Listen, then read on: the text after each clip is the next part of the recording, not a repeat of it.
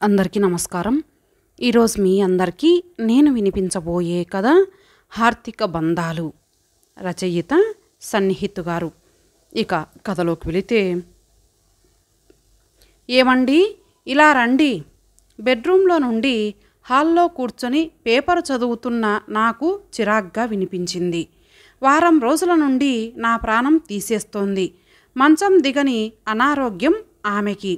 సాయం చేసే దిక్కులేదు. ఊడిగం చెయ్యలేక చస్తున్నాను. 60 సంవత్సరాలు దాటి జీవితంలో ఒక స్థాయికి చేరుకున్న నాకు ఇక ఎవరి అవసరమూ రాదనుకున్నాను.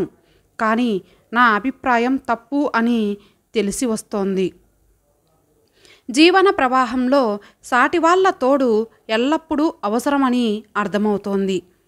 ఎక్కడో పల్లెటూరులో పుట్టి ఉద్యోగరీత్యా హైదరాబాద్ వచ్చి నానా కష్టాలు పడి అంచెలంచెలుగా పైకొచ్చాను. చాలా గొప్పవాడినని నా అభిప్రాయం.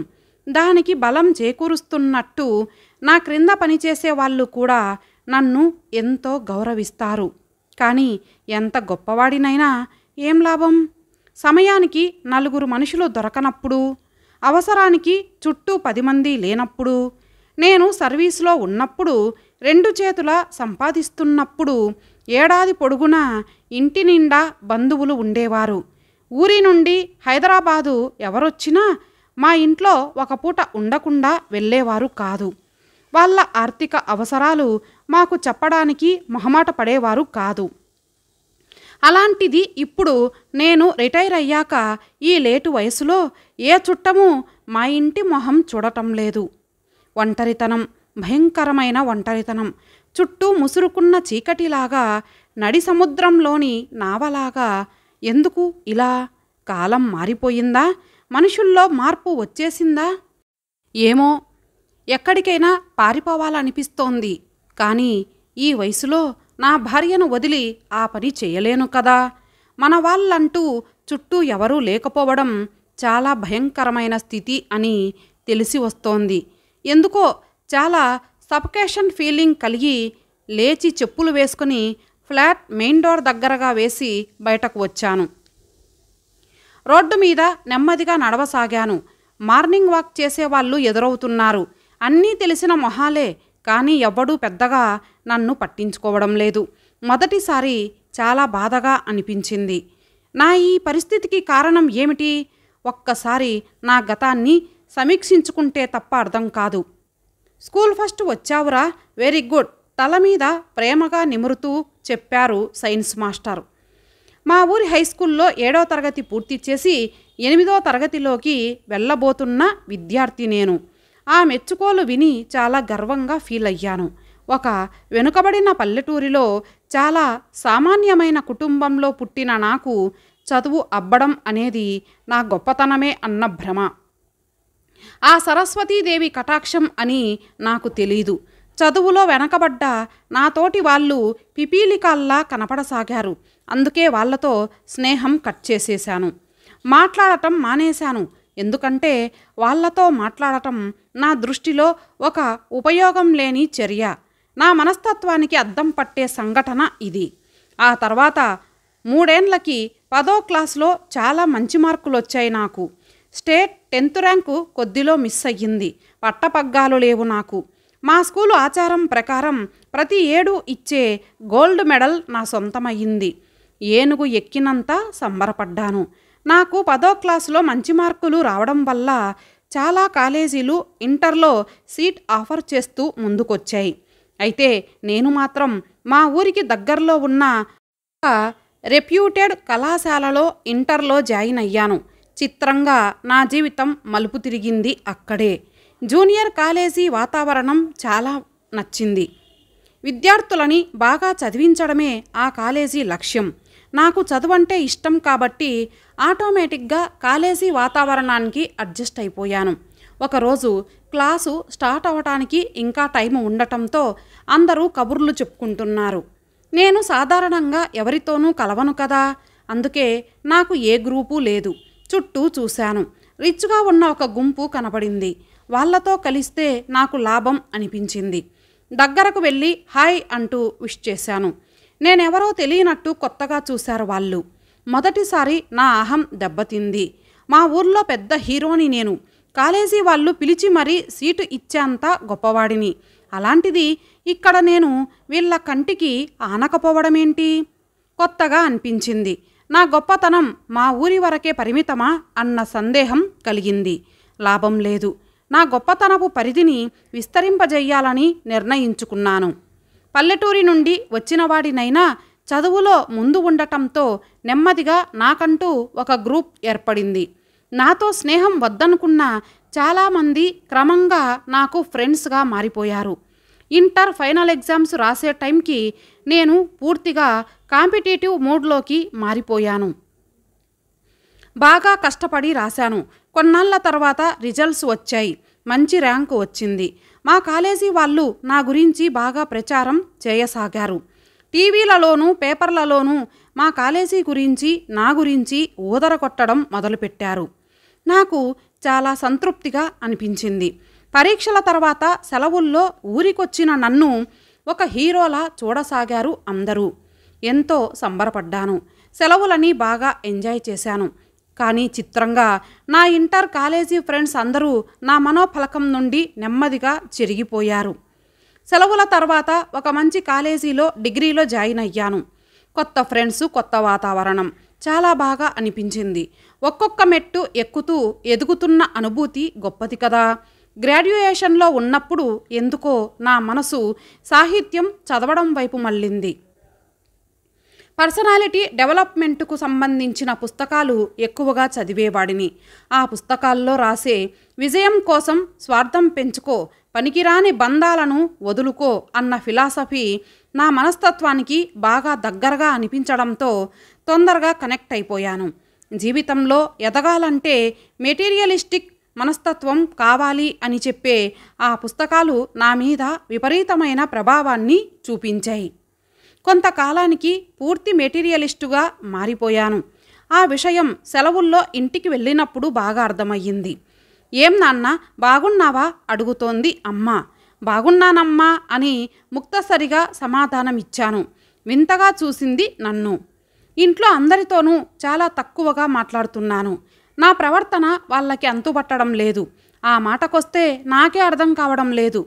నాకు నేనే కొత్తగా అనిపించసాగాను. సాహిత్యం ప్రభావం మనుషుల మీద లేదు అన్నది ఎవడు?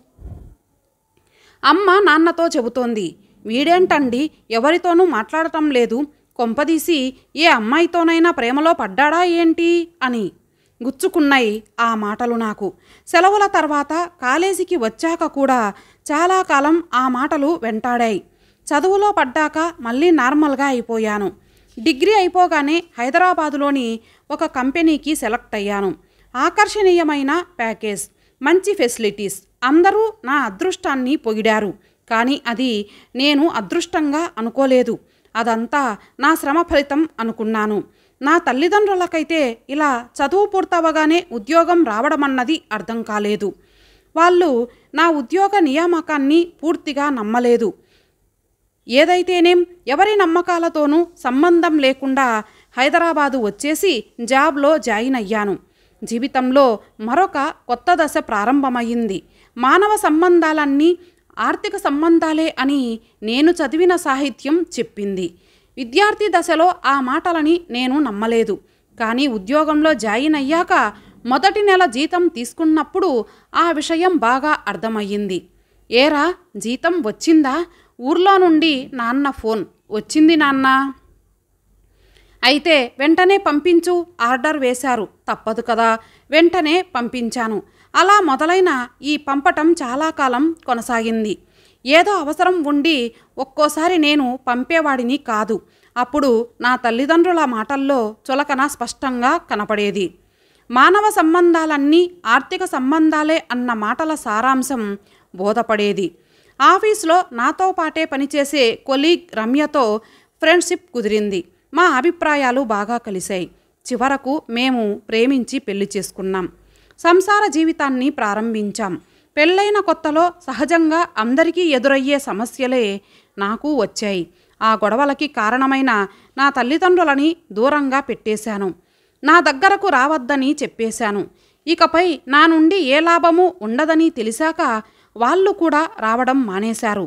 కానీ హైదరాబాదులో ఉండే మా అత్తమామలను మాత్రం బాగా చూసుకునేవాడిని. నా భార్య సంతోషమే నా సంతోషం కదా. అయితే ఇక్కడ నా స్వార్థం కూడా ఉంది. మా సంసారం సాఫీగా సాగిపోవడానికి ఒక పెద్ద దిక్కు కావాలి కాబట్టి నా అత్తమామల సహకారాన్ని అంగీకరించాను. వాళ్ళు కూడా మాకు చేదోడు వాదోడుగా ఉండేవారు. ఇంటిని, మా కడుపున పుట్టిన పిల్లల్ని బాగా చూసుకునేవారు. పొద్దున లేచి ఆఫీస్కి వెళ్ళి మళ్ళీ ఏ 9ంటికో ఇంటికి వచ్చే మా దంపతులకి వాళ్ళు అందించే సహకారం వెలకట్టలేనిది అనుకున్నాను. కానీ ఆ సహాయాన్ని వాళ్ళు వెలకడుతున్నారని, తగిన ప్రతిఫలం పొందుతున్నారని చాలా ఆలస్యంగా తెలుసుకున్నాను. జల్సాగా తిరిగే నా బామ్మర్ది విలాసాలకి పెట్టుబడి మేము మా అత్తమామలకి అప్పుడప్పుడు అందించే ఆర్థిక సహాయమే అని అర్థమైంది. మా డబ్బు నా బామ్మర్దికి ఆ విధంగా డైవర్ట్ అవుతుందన్నమాట. కష్టం మాది, ఎంజాయ్మెంట్ వాడిది.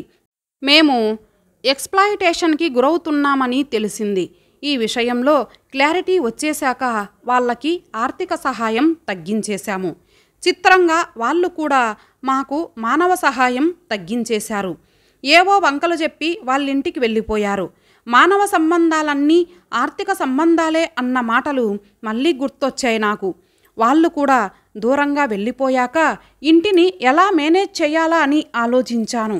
నేను నా భార్య 2 చేతుల డబ్బు సంపాదిస్తున్నాం కాబట్టి ఆ డబ్బునే వెదజల్లి నా పిల్లలకి కావలసినవన్నీ సమకూర్చాలి అనుకున్నాను. కొంచెం ఎక్కువ జీతానికే ఇంటి పనికి, వంట పనికి, నా పిల్లలని చూసుకోవడానికి ఒక పని మనిషిని మాట్లాడుకున్నాము. మా సమస్యలు చాలా వరకు తగ్గాయి. డబ్బుతో సాధించలేనిది ఏమీ లేదు అన్నది నాకు అర్థమయ్యింది. అయితే మనకు తెలియని ఎన్నో విషయాలని పరిచయం చెయ్యడమే జీవితం యొక్క ముఖ్యమైన పని అని, సమస్యలు ఎప్పుడూ ఆగవని కొంతకాలం తర్వాత నాకు తెలిసొచ్చింది. ఆఫీస్ నుండి ఇంటికొస్తున్న నా భార్యకు చిన్న యాక్సిడెంట్ అయ్యింది. అనూహ్యమైన ఈ సంఘటనతో నా మైండ్ బ్లాంక్ అయ్యింది. కుడి చేతికి ఫ్రాక్చర్ అవ్వడంతో పట్టీ కట్టి 1 రోజులు ఇంటి పట్టునే ఉండమని ఆమెకు చెప్పాడు ఆర్థోపెడిషియన్. 1 రోజులంటే భయం వేసింది నాకు. ఈ కష్టకాలంలో ఆదుకోవడానికి స్నేహితులు కూడా నాకు లేరు. ఏం చెయ్యాలో, ఇంటిని ఎలా నడిపించాలో పాలుపోలేదు. అన్ని రోజులు నేను సెలవు పెట్టడం కూడా ప్రాక్టికల్గా సాధ్యం కాదు. నా బంధువులకి ఫోన్ చేసి 1 రోజులకి మాకు సాయంగా రమ్మని బ్రతిమాలాను. ఎవరూ ముందుకు రాలేదు. చిట్ట చివరికి నా భార్య తరపు బంధువు ఒక ఆమె రావడానికి ఒప్పుకుంది. నా నెత్తిన పాలు పోసినట్లయింది. తేలిగ్గా ఊపిరి పీల్చుకున్నాను. ఒక శుభోదయాన తన భర్తతో సహా దిగింది దూరపు బంధువు శాంతమ్మ. వస్తూనే పెద్దగా ఏడవడం మొదలుపెట్టింది. నా భార్యను పట్టుకొని ఎలా అయ్యిందమ్మా యాక్సిడెంటు అంటూ శోకాలు తీయసాగింది. దూరంగా నిలబడి ఆమెను బిక్కుబిక్కుమని చూస్తున్నాడు భర్త రౌద్రమూర్తి. ఆమె ఓవర్ యాక్షన్కి కొంచెం చిరాకేసింది నాకు. అయినా బయటపడకుండా ఏదోలా అయ్యిందిలేండి పిన్నిగారు, అంతా మా కర్మ, మీరు కొంచెం ఫ్రెషప్ అవ్వండి అని లోపలి రూమ్ చూపించాను. శాంతమ్మ గారు రావడం వలన నా భార్య పరిస్థితి కొంచెం మెరుగుపడింది. కాకపోతే వేరే ఇబ్బందులు వచ్చి పడ్డాయి. ఒకరోజు శాంతమ్మ, బాబు కొంచెం మీ బాబాయిని అలా బయటకు తీసుకువెళ్ళి సిటీ చూపించు అంటూ ఆఫీస్ నుండి రాగానే అడిగింది. సాధారణంగా నేను ఆఫీస్ నుండి ఇంటికి వచ్చాక బయటకు ఎక్కడికి వెళ్ళను. సెలవు రోజుల్లో కూడా ఇంట్లో గడపడానికే ప్రిఫర్ చేస్తాను. అలాంటిది రౌద్రమూర్తి గారిని బయటకు తీసుకెళ్లడానికి నా మనసు అంగీకరించలేదు. కానీ బోడి నా మనసు మాట వినడానికి పరిస్థితులు బాగాలేవు కదా. అందుకే నవ్వు పులుముకుంటూ దానికేం భాగ్యమండి అలాగే అని చకచక రెడీ అయ్యి కారు బయటకు తీశాను. దర్జాగా వచ్చి వెనక సీట్లో కూర్చున్నారు రౌద్రమూర్తి గారు. మనసులో ఏడుపు బయటపడకుండా కారు డ్రైవ్ చెయ్యసాగాను. మహాసముద్రం లాంటి ట్రాఫిక్ని ఈదుకుంటూ ట్యాంక్ బండ్, బిర్లా టెంపుల్, లుంబినీ పార్కు లాంటి పర్యాటక ప్రదేశాలన్నీ చూపించి ఇంటికి తీసుకొచ్చాను. విపరీతమైన ఆనందంతో ఇంట్లోకి వచ్చిన భర్తను చూసి శాంతమ్మ గారు మురిసిపోయారు. ఆ రాత్రంతా రౌద్రమూర్తి గారు తాను చూసిన ప్రదేశాల గురించి వర్ణించి చెబుతుంటే తన్మయంగా వినసాగారు శాంతమ్మ. మింగలేక కక్కలేక మొహానికి గంటు పెట్టుకొని తిరుగుతున్న నన్ను చూసి కిసుక్కున నవ్వింది నా భార్య. 2-3 సార్లు ఇలా ఆ దంపతులిద్దరికీ హైదరాబాద్ అంతా చూపించాను. చార్మినార్ దగ్గర సస్తా మాల్లో షాపింగ్ చేసి వాళ్ళకి కావలసినవి కొన్నాను. చాలా సంతృప్తి పడిపోయారు వాళ్ళు. ఒకరోజు డిన్నర్ చేసి నా భార్యతో పిచ్చాపాటి మాట్లాడుతూ ఉండగా ఎవరో ఏడుస్తున్న శబ్దం వినబడింది. అదిరిపడి వెళ్ళి చూశాను. శాంతమ్మ గారు ముక్కు చీదుకుంటూ ఏడుస్తున్నారు.